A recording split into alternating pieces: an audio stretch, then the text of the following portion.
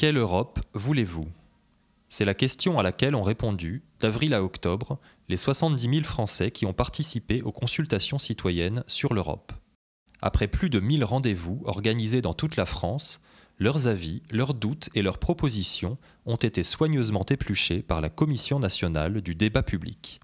Le 4 décembre au Quai d'Orsay, celle-ci a transmis le bilan de ces échanges à la ministre des Affaires européennes, en présence de nombreux porteurs de projets. Les gens, ce qu'ils veulent, c'est parler de leur quotidien, parler aussi de leur peur, de leur crainte quant à l'avenir et de ce qui fait en fait la fraternité entre les peuples européens. Ça a été une longue période de débat, assez active, et ça nous a permis aussi de pouvoir vraiment aller sur tout le territoire, rencontrer des citoyens qu'on n'a pas forcément l'habitude de voir dans des débats classiques sur les questions européennes. Il y a des thèmes qui sont sortis très très haut, l'environnement. Vraiment un thème, l'environnement un peu comme un nouvel idéal européen qui servirait à refonder l'Europe. Environnement, mais aussi citoyenneté, santé, agriculture ou encore social. En tout, ce sont 14 grands thèmes qui sont ressortis de ces consultations. Des enjeux dont les responsables politiques et la société civile sont aujourd'hui invités à se saisir. Il y a un nombre colossal de propositions.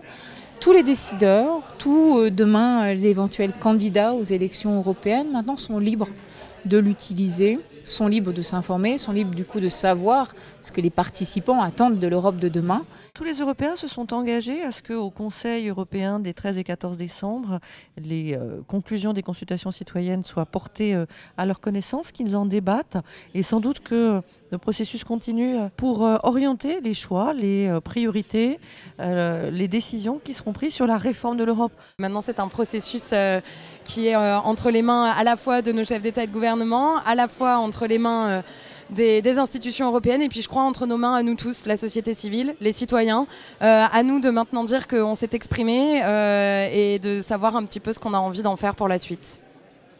Après le sommet de décembre, les élections européennes de mai 2019 verront les citoyens s'exprimer dans les urnes. Au vu des crises profondes que traverse l'Union européenne, les prochains mois pourraient donc être décisifs pour son avenir.